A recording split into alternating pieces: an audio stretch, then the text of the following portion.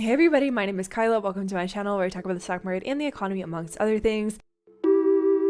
Today I'm going to be talking about hyper-takeflation, the sportification of the Federal Reserve, and meme stocks, of course. It's really going to be kind of a qualitative review, but then also talking about the more quantitative aspect of it and why this stuff is important for the overall functioning of the markets. So in order to be the most insufferable YouTube video in the whole world, I'm gonna quote Nietzsche to begin. The men of corruption are witty and slanderous. They know of types of murder that require neither degrees nor assault. They know that whatever is said well is to be believed. Whatever is said well is to be believed. That's sort of the impetus of this whole piece. Whatever is said well is to be believed. Whatever is neat and tidy, even if it's wrong or blatantly sensationalized, people are going to listen to that. Casino markets, the meme stock printer is running again. Why? Who really knows? Things are happening. You might as well bet $25 million on Bed Bath & Beyond. The impact of this is kind of funny because the financial industry prides himself on being like this very serious, very intense industry. And meme stocks have pointed out the inherent unseriousness of some of the aspects of this as kind of a gross generalization, but for illustrative purposes. Meme stocks essentially say we're going to pump the most ridiculous stocks on this market and make money. There is some institutional play being done in the meme stock arena for sure, but it's pretty wild to watch things like AMC, GME, Bed Bath & Beyond catch a bid basically because of the idea of number go up. The meme stock phenomenon really accomplishes two main things. Number one, the market is not real. The existence of meme stocks can make the stock market feel like a very fake thing. And of course, companies make money that's reflected in market cap. There is real money involved, etc. But when stocks completely break from any fundamental value, it definitely requires some sort of gut check that usually answers the question mark. And then part number two, financial conditions are disconnected from economic reality. The Fed uses financial conditions like the stock market, meme stocks, as a transmission mechanism for the impact of monetary policy. If AMC is mooning, the Fed is probably not going to feel super great about how their tightening path looks. As Jonathan Levin points out, to meaningfully cool consumer demand, the Fed might need to engineer a sentiment shift, and that's where stocks come in. Stocks are the most visible feature of US financial markets,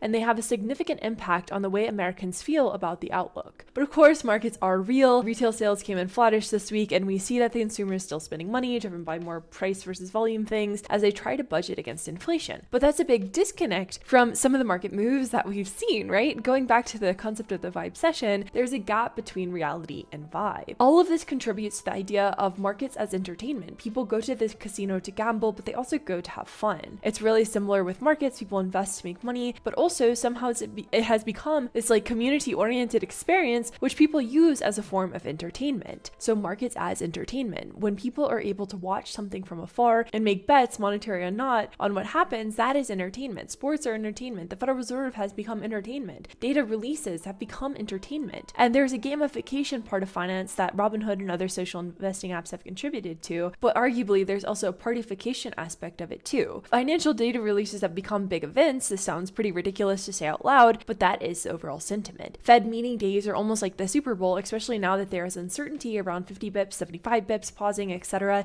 People watch the movements of speakers like they would their favorite sports players. It's great that people are interested in the markets, but there are two core points here. Number one, Fed credibility reduction. People treating the Fed as a game or something that is consumable content might work to reduce Fed credibility. There are real-world consequences to what the Fed does. Raising rates and shrinking a balance sheet does show up in our real lives. The housing market is the clearest example of that right now. But if the Fed themselves becomes content, which I think they have become with the increased amount of Fed speak that happens between meetings, that reduces their overall credibility because it's saturation and distraction. One thing that people tell you about making your own content is you have to be almost unique in your takes, and you can't saturate it with conflicting opinions because then people aren't going to believe you as a newsletter writer, as a YouTuber, whatever. The Fed is not listening to that core tenet of content creation. The point number two is the need for big takes. When the Fed saturates the take market with their own sometimes contradictory takes, that creates a lot of confusion. So when things as obscure as economic data releases like the CPI become things to rally around to have like a very big take on, that creates skewed incentives for those said takes. People want to understand, so they just oftentimes listen to whoever is screaming the loudest. That is often perma-bear style people who are extremely negative and just like not maybe who you want to be listening to because it's sensationalized, and they're usually actually selling some sort of product or some sort of course. This applies to more than just the Fed. So the government passed the Inflation Reduction Act this week, which Hank Green has a good thread on, and most of the responses that I got on my TikTok about it were spending leads to inflation and also that I'm a CIA agent. There is no concept of future, no concept of investment, because we have turned everything into A plus B equals Z, when in reality it's much more of A plus B minus Y squared plus 3 equals Z. There's a desire for simplification, and very big takes provide that. And that gets into this concept of takeflation, hyper-takeflation, and the power of doomerism. Take inflation as part of the Fed's monetary policy toolkit, which is why this tweet from Internet Hippo is modern philosophy. The reason you're seeing increasingly batched opinions on here is due to a phenomenon called take inflation. All the regular takes have already been posted, so each subsequent generation of takes has to outdo the previous one. The Fed released their minutes this week, and it was essentially like, yeah, we're going to keep on hiking rates and checking out the data.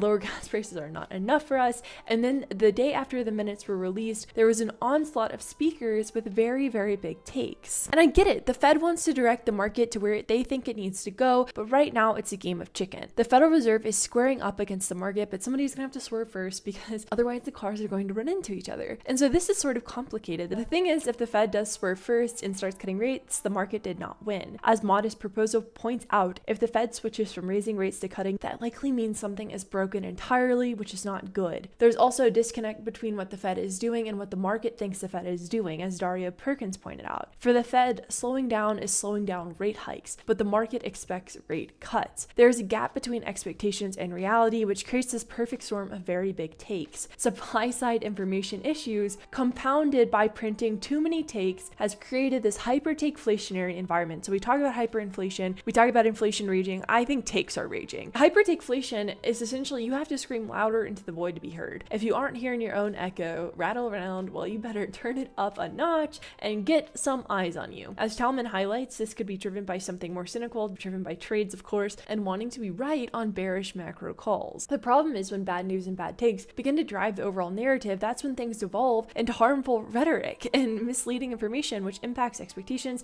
and outcomes and isn't reflected of reality. It's much easier to say things are bad and you should be mad versus saying things are okayish and that is okay. NVER talked about this in a recent paper. Stories which attribute outcomes to causes have stronger effects than statistical information. We show that factual statistical information does not eliminate the power of causal narratives. Rhetoric exists. Ben has a good series of tweets on how the extrapolation of narratives, specifically around theories, applies to the finance industry, and wrote an entire piece for no opinion about it. But take inflation rewards these very big takes because they're sort of the inflammatory narrative, right? It's something to be loud about. Hyper-takeflation takes hold. This gets into the sportification of the Federal Reserve. This gets into the metagame. People love watching sports. It's a big hobby for many. Tailgates, parties, apparel. You pick a team, usually something that's in your city, and you become sometimes a very passionate and devoted fan for this team. But there are a few key parts to the passionate and devoted fan. Put me in, coach. The passionate and devoted fan often thinks of themselves as very good at whatever sport they're watching, or at least better than those currently playing. Run the ball. The fan thinks that they would know exactly what to do in every situation and that they would do a very, very good job of it at all times. Oh yeah, they're hurt, so kind of cheering for people to get hurt. And that is my team. The passionate and devoted fan ties up a lot of who they are into the identity of that team. Sports don't exist without fans. Someone has to buy the tickets. It's similar to the Federal Reserve. The Federal Reserve wouldn't exist without the economy, which is people peopling, but this passionate and devoted fan behavior is showing up in markets and this like hyper-takeflation about what the Fed does. So they need to cut rates now. It's all money supply. I want a recession. I have my entire identity tied up in my portfolio. None of these armchair takes are good or bad, but it's the vibes that they drive that mattered the most. The noisiness of very big takes could erode the Fed's credibility. So most of all, it's just really interesting. So circling back to Jonathan's point, the Fed might need to engineer a sentiment shift. The Fed might need to engineer a sentiment shift around themselves too. So final thoughts. Things are improving, but hyper-takeflation doesn't really reward that, right? We are seeing recovering things like chicken wing prices. People feel secure in their jobs, but an alarming number of people think that we're already in a recession. Bill and Skanda have been tweeting out a lot of positive news about the markets, the fall in used cars prices and how that's going to help, the strength in subprime auto loans, gas prices are continuing to hit new lows, stronger employment income indicators, healthy credit card balances, even though they are increasing, domestic production of paint, coatings, and adhesives, agricultural machinery, multifamily completions are ticking up. But I think although the data is improving, the inputs themselves might be worsening. So this is like kind of beyond the current moment. There's a great video that Nicole shared on how the Delaware Aqueduct got built, and it's a really great water system. But as Anthony Lee Zhang highlighted, as resources get cheaper, we find progressively dumber uses of them. Like, would we be able to build the Delaware Aqueduct? That's a hard word. The Delaware Aqueduct today. And zooming out even more, what are we able to build today? As Shannon Valor discussed how tech companies don't pay attention to user need anymore, the saddest thing for me about modern tech's long spiral into user manipulation and surveillance is how it has slowly killed off the joy that people like me used to feel about new tech. Every product that Meta or Amazon announces makes the future seem bleaker and grayer. I think a derivative of this shows up in the whole Adam Newman Flow A16Z thing too, for however you feel about Newman. He did build WeWork, he is a character, he does have 3,000 rental properties. It's kind of like, oh man, like here's this guy getting a huge freaking check from A60, $350 million, and he whoa. The private markets are inherently more gamified than public markets because it definitely is like a little network game. Who knows who? It's the wild west of capital allocation, but it almost feels very dismissive of the very real problem of the housing crisis to be like, don't worry, we're gonna give it to the WeWork guy. He's gonna solve it. Like, it just feels icky. As Matt Conwell said, in times of economic downturn, allocators turn back to what they deem as safer. That's right, you'd get far faster for investing in underrepresented founders than investing in Adam Newman from WeWork fame, and with a giant check too. I don't know. You just kind of have to respond to the data as it comes, which is what the Fed is doing. However, what is said well is to be believed, and that's why it's so important to sprinkle in a bit of optimism here and there. As Shirley Wang wrote in Sports Complex, The Science Behind Fanatic Behavior, sports fans are so resilient because they can hope. So you can find this piece on Substack. I'm on Instagram, on TikTok, YouTube, everywhere, LinkedIn. Yeah, but I hope that you all are doing okay, and I'll talk to you soon. Bye.